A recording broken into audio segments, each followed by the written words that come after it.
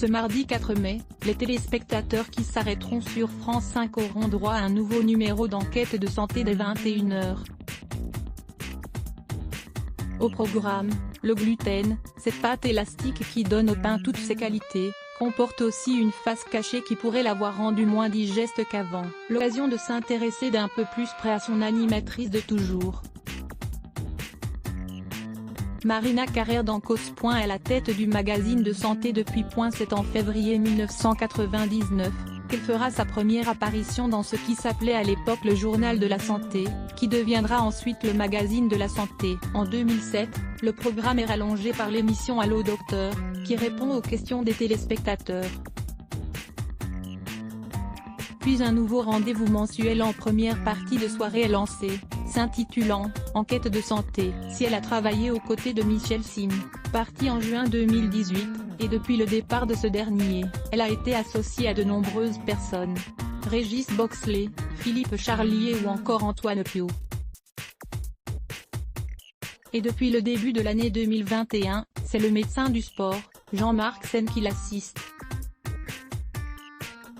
Elle débutait sa carrière sur Disney. Marina est docteur en médecine générale, en santé publique et diplômée en échographie médicale. Par la suite, elle a débuté sa carrière télévisuelle dans le Disney Club, 1990-98, sur TF1.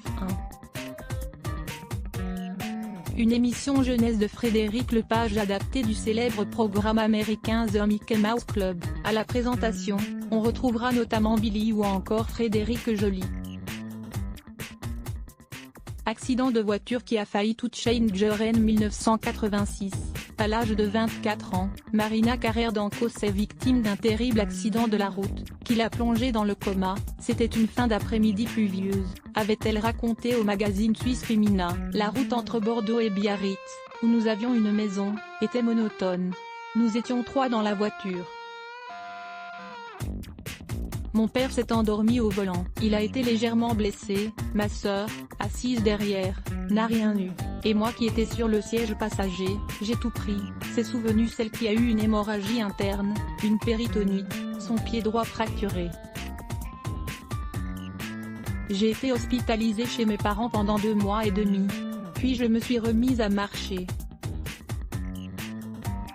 Dans la voiture, j'avais eu le réflexe de bouger les pieds car j'étais hantée par la terreur de devenir tétraplégique comme ma meilleure amie. Séparée de son mari Francis, la sœur de l'écrivain Emmanuel Carrère a rencontré Francis lors de son premier stage en radiologie. J'avais 25 ans. Ma chef de service m'a fait suivre l'échographie digestive avec un excellent radiologue,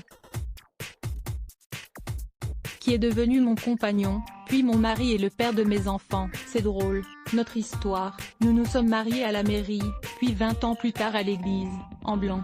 Nous sommes restés 25 ans ensemble et demeurons très proches. Avec lui, elle deviendra mère à 3 reprises, Lara, Thibaut et Hugo. Très proche mais pas ex de Michel Sim pendant plusieurs décennies. Michel Sim et Marina Carrère d'Ancos vont collaborer ensemble dans le magazine de la santé. Très proches dans la vie professionnelle comme dans la vie privée, les 2 animateurs vont faire l'objet de rumeurs de couple. On a beaucoup travaillé ensemble, on se voit toujours, et il connaît à peu près toute ma vie comme je connais toute la sienne. C'est un ami très proche, et surtout on était amis avant que l'on fasse de la télévision.